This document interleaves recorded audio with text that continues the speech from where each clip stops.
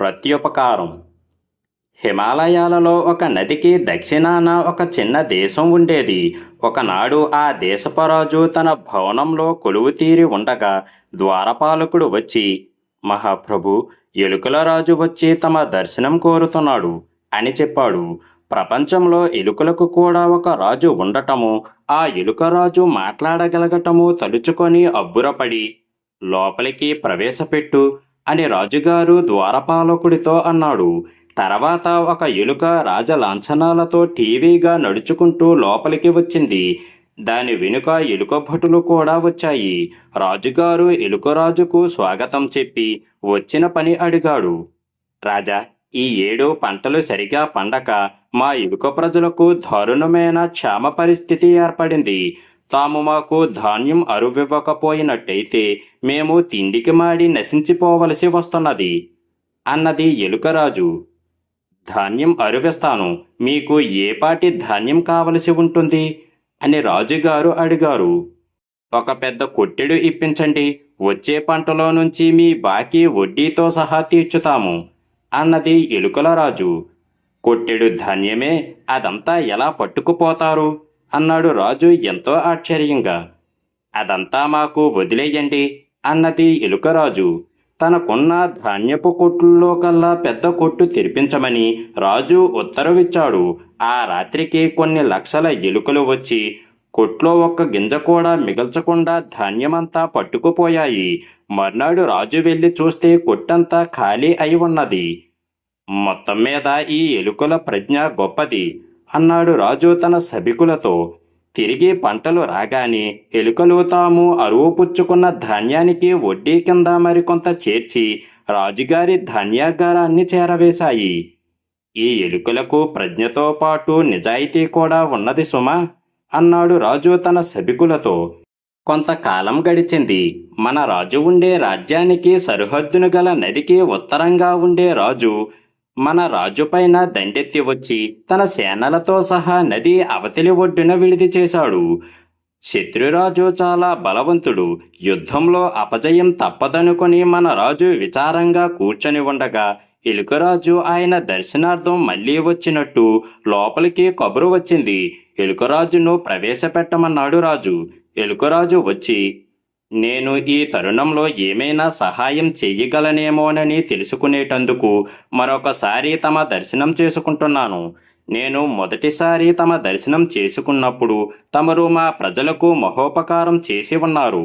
అందుచేత ఇప్పుడు మా వల్ల తమకేదైనా సహాయం కలిగేటట్టు ఉంటే మేము చాలా సంతోషిస్తాము అని అన్నది. అంత విచారంలోనూ రాజుకు చిరునవ్వు వచ్చింది. ఈ ఎలుక కొంచెమైనా దీని మాటలు చాలా పెద్దదిగా ఉన్నాయి. మీ సదుద్దేశానికి నేనెంతైనా కృతజ్ఞుణ్ణి. కానీ నన్ను ఈ స్థితిలో మీ ఎలుకలు ఎలా ఆదుకుంటాయి? శత్రువు బలవంతుడు. అతని సేన నా సేన కన్నా చాలా రెట్లు పెద్దది. ఆ సేన వచ్చి మా సరిహద్దు మీద నది అవతలి గట్టున తిష్టవేసి ఉన్నది. వాళ్ళను జయించటం మాట దేవుడు ఎరుగు. వాళ్ళు నది దాటి రాకుండా చేసే శక్తి కూడా నా సేనకు లేదు అన్నాడు రాజు. ఒకప్పుడు ఇలాగే మా శక్తిని తమరు శంకించారు. కానీ మేము ధాన్యం పట్టుకుపోయి తిరిగి ఇచ్చి మీ అనుమానాలు నిరాధారణమైనవని రుజువు చేశాము. మాలో విశ్వాసం ఉంచండి. మీరు మాకు కొద్దిపాటి తోడ్పాటు ఇచ్చినట్టయితే మీ శత్రుసేనను వెనక్కి పంపించేస్తాము. మీరు ఈ రాత్రి చీకటి పడే లోపుగా 1,00,000 కర్ర పుల్లలు, మూరుడేసి నిడివిగలవి నదీ తీరాన నీటికి సమీపంలో పెట్టించండి. అంతకన్నా మీరేమీ చెయ్యనవసరం లేదు అన్నది ఎలుకరాజు. ఎలుకలు తమకు సహాయం చేసినా చెయ్యకపోయినా ఎలుకరాజు కోరినది అసాధ్యమైనది కాదు గనుక రాజు తన భటుల చేత 1,00,000 కర్ర పుల్లలు నది ఒడ్డున సోల్పుగా పెట్టించాడు. ఆ రాత్రి కొన్ని లక్షల ఎలుకలు నదీ తీరానికి వచ్చి ఒక్కొక్క కర్ర పుల్లను నీటిలోకి తోసి ఒక్కొక్క పుల్ల మీద 3 4 ఎక్కి ఆ పుల్లలను తెప్పలుగాను తమ తోకలను తెడ్లుగాను ఉపయోగించి అర్ధరాత్రి వేళకు అవతలి ఒడ్డు చేరాయి. శత్రు సైనికులు గాఢ నిద్రలో ఉన్నారు. ఇన్ని లక్షల ఎలుకలు ఆ శిబిరం మీద పడి నిశ్శబ్దంగా విల్లుతాళ్ళన్నిటినీ కొరికేశాయి. సైనికుల దుస్తులన్నీ బొక్కలు కొట్టేశాయి. సంచులకు కన్నాలు పెట్టేశాయి. వాళ్ళ ఆహార పదార్థాలన్నీ తినేశాయి. 2 గంటల లోపల శత్రు సైన్యం బిచ్చగాళ్ల సైన్యం అయిపోయింది. తమ పని పూర్తి కాగానే ఎలుకలు ఆ పుల్లల మీదే తిరిగి నదిని దాటి తమ ఇళ్లకు వెళ్ళిపోయాయి. మర్నాడు తెల్లవారి శత్రు సైనికులు నిద్రలేచి చూసుకుంటే వాళ్ళ ఆయుధాలు, దుస్తులు, ఆహార పదార్థాలు, పక్కలు, దుప్పట్లు పూర్తిగా ధ్వంసమై ఉన్నాయి. శిబిరమంతా గగ్గోలెత్తిపోయింది. శత్రు సైనికులు ఆహాకారాలు చేస్తున్న తరుణంలో ఎలుకరాజు దూత రాజుగారి దగ్గరకు వచ్చి, మహారాజా, నీ శత్రువు మీద దెబ్బతీయటానికి ఇదే సమయం అని చెప్పింది. రాజు ధ్వజమెత్తి తన సైన్యాన్ని తీసుకొని నదీ తీరానికి రావటం చూడగానే శత్రు సైనికులు అమ్మో బాబోయ్ అని కాలి సత్తువ కొద్దీ శిబిరం విడిచిపోయారు. మన రాజు శత్రురాజుకు ఇలా కబురు చేశాడు, ఈసారికి మీ మీదకి మా ఎలుకలను మాత్రమే పంపాను. మరొకసారి మా పైకి వచ్చిన పక్షంలో మా ఆవులను, గొర్రెలను, కుక్కలను, పిల్లులను మీ పైకి పంపకం చేస్తాను. అప్పటికీ మీకు బుద్ధి రాకపోతే మా రాజ్యంలోని సింహ శరభ శార్దూలాలను పంపుతాను. అది కూడా చాలని పరిస్థితిలో నేను మా సైనికులతో సహా వచ్చి మీ సేనలను పూర్తిగా తుడిచిపెట్టేస్తాను. ఎలుకలతోనే ఇంత చేసిన వాడితో వైరం తగదని శత్రురాజు మన రాజుపైకి దండెత్తే ఆలోచన పూర్తిగా మానేసుకున్నాడు. ఈ విధంగా తనకు, తన రాజ్యానికి కాపాడిన ఎలుకరాజు కోరికపై మన రాజు 2 ఏర్పాట్లు చేశాడు. ఒకటి ఏమిటంటే రాజ్యంలో ఎక్కడా పిల్లి అనేది లేకుండా చెయ్యటం. రెండవది, నది పొంగినప్పుడు ఎలుకల ఇల్లు మునిగిపోకుండా నది పొడవున ఎత్తైన గట్టు వేయించటం. ఈ 2 ఏర్పాట్లు ఇప్పటికీ కూడా ఆ దేశంలో అమలులో ఉన్నాయి. నాగరాజు శాపం. ఒక గ్రామంలో ఒక సంపన్నుడు ఉండేవాడు. ఆయన అకాల మరణం చెందటం వల్ల ఆయన భార్య, కుమార్తె మగదిక్కులేని వారు అయ్యారు.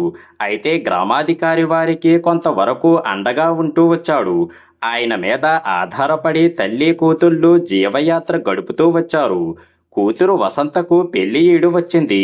తన కూతురికి తగిన సంబంధం ఎలా తీసుకురావటమా అన్న విచారం తల్లికి పట్టుకున్నది. వసంత చాలా గొప్ప సౌందర్యవతి అయ్యింది.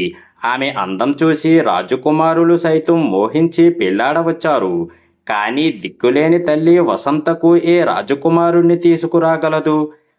అన్నిటికీ గ్రామాధికారే దిక్కు కావటం చేత తల్లి ఒకసారి ఆ గ్రామాధికారితో తన కూతురి పెళ్లి విషయం ప్రస్తావించింది. వసంత పెళ్లి విషయం నీకేమీ విచారం వద్దు. ఆ పిల్లను నేనే పెళ్లాడతాను. ఆ ఉద్దేశంతోనే కదా ఇంతకాలమో మీ బరువంతా నేను మోసింది అన్నాడు గ్రామాధికారి. ఈ మాట వినగానే తల్లికి ప్రాణం చచ్చినట్టు అయ్యింది.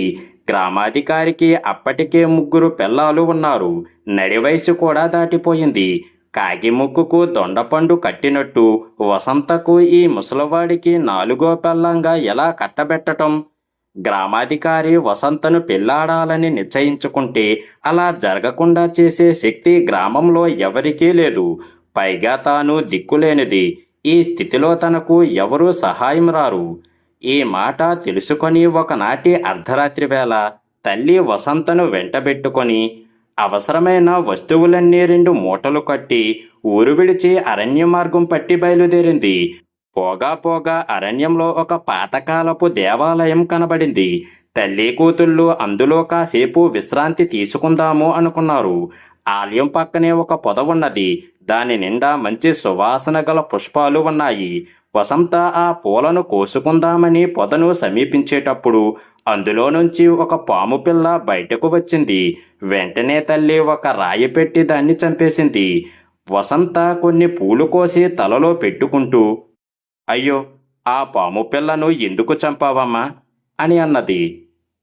పిల్ల అయినా విషపు జంతువు కదా, అందుకే చంపేశాను అన్నది తల్లి. వసంత తన మూట ఎత్తుకొని గబగబా గుడిలోకి వెళ్ళిపోయింది. తల్లి తన మూట కూడా తీసుకొని వెనకగా గుడిలోకి ప్రవేశించింది. కానీ గుడి లోపల వసంత లేదు. ఆమె వెంట ఉండిన మూట మాత్రం ఉన్నది. గుడిలో 5 తలల నాగదేవత శిలా విగ్రహం ఉన్నది. వసంత దాని చాటున ఉన్నదేమోనని తల్లి విగ్రహం వెనక్కి పోయి చూసింది. కానీ వసంత అద్భుతంగా అదృశ్యమైపోయింది. అమ్మాయి వసంత అని తల్లి 2-3 సార్లు కేక పెట్టింది. జవాబు లేదు. నాగదేవత విగ్రహం నుంచి ఇలా మాటలు వినిపించాయి. నువ్వు నా బిడ్డ ప్రాణాలు తీశావు. నేను నీ బిడ్డను మాయం చేశాను. తల్లికి దుర్భరమైన పశ్చాత్తాపము, ఆవేదన పుట్టుకొచ్చాయి.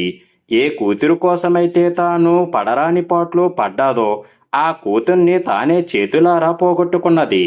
ఆమె నాగదేవత ముందు సాష్టాంగపడి, నాగరాజా, తండ్రి, నేను తెలియక చేసిన అపచారానికి నా బిడ్డను శిక్షించకు. కావలిస్తే నా ప్రాణాలు తీసుకో, నా బిడ్డను కాపాడు అని మళ్ళీ మళ్ళీ ఏడుస్తూ ప్రార్థన చేస్తున్నది. నీ బిడ్డ అదృశ్యమయ్యింది కానీ చావలేదు. నా ఆలయం పక్కగా వెళ్ళే మగవాళ్లను నీ కూతురు 3 సార్లు పిలుస్తుంది. అలా 3 పిలుపులు విని లోపలికి వచ్చినవాడు ఆమెకు తిరిగి ఆకారం ఇచ్చి ఆమెను పెళ్లి కూడా చేసుకుంటాడు అన్న మాటలు నాగదేవత విగ్రహం నుంచి వినిపించాయి. ఆ తర్వాత ఆమె 2 పూటల నాగరాజును ధ్యానం చేసేది. మిగతా సమయంలో ఆలయం వెలుపల ఒక చెట్టు కింద కూర్చునేది. చెట్టు మీద కాసే కాయలు పళ్ళు తిని పొట్టపోసుకునేది. ఒకరోజు ఒక కట్టెలు కొట్టేవాడు అటు పక్కగా వచ్చాడు. ఆలయం లోపల నుంచి, అయ్యా, ఒకసారి లోపలికి రా అని వసంత కంఠం వినిపించింది. కట్టెలు కొట్టేవాడు గుడి లోపలికి వెళ్ళి మళ్ళీ బయటకు వచ్చి, ఎవరూ లేరే, ఏమిటి చిత్రం అని తనలో తానే అనుకుంటూ పైకి అనేశాడు. ఎవరూ లేకపోవటం ఏమిటి నాయనా? అందులో ఒక మోహిని పిశాచి ఉన్నది అన్నది తల్లి. ఇంతలో మళ్ళీ వసంత గొంతు, అయ్యా, ఒకసారి లోపలికి రా అని పిలిచింది. కట్టెలు కొట్టేవాడు బెదిరిపోయి పారిపోయాడు. ఇలాగే ఆటవీకులు, దొంగలు ఆ గుడి పక్కగా వచ్చేవాళ్ళు. అటుగా ఏ మగవాడు వచ్చినా గుడిలో నుంచి పిలుపు వినపడేది. వాళ్లను తల్లి బెదరగొట్టి పంపేసేది. కొన్ని రోజులు గడిచాక అటుగా ఒక రాజకుమారుడు వచ్చాడు. అతనికి కూడా వసంత పిలుపు వినిపించింది.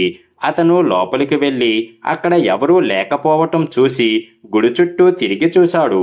ఇంతలో మళ్ళీ వసంత పిలుపు రెండోసారి వినిపించింది. అతను మళ్ళీ లోపలికి వెళ్ళి చూశాడు. లోపల ఎవరూ లేరు. అతను మళ్ళీ బయటకు వచ్చి బయట కూర్చొని అంతా చూస్తున్న తల్లిని, ఎవరు ఆ పిలుపు పిలిచేది అని అడిగాడు. నేనేమీ వినలేదు నాయనా అన్నది తల్లి. ఇంతలో వసంత 3వసారి పిలిచింది. రాజకుమారుడు 3వసారి ఆలయంలోకి వెళ్ళాడు. అతని వెంటనే తల్లి కూడా వెళ్ళింది. ఈసారి లోపల వసంత కనిపించింది. ఆమె స్పృహలేనట్టుగా నాగదేవత విగ్రహం ముందు పడి ఉన్నది. రాజకుమారుడు చప్పున ఆమెను లేపి కూర్చోబెట్టి శైత్యోపచారాలు చేశాడు. కొంతసేపటికి వసంత కళ్ళు తెరిచి ఎవరో పరాయి వాణ్ణి చూసి సిగ్గుపడింది. ఇంతలో ఆమెకు తన తల్లి కనిపించింది. అప్పుడు ఆమె అమ్మా అంటూ లేచి వచ్చి తన తల్లిని కౌగిలించుకున్నది. తర్వాత తల్లి రాజకుమారుడితో, నాయనా, నీ రుణం ఎట్లా తీర్చుకోగలను? నా కూతురిని నాకు తిరిగి దానం చేశావు అంటూ తమ కథ అంతా అతనికి చెప్పింది.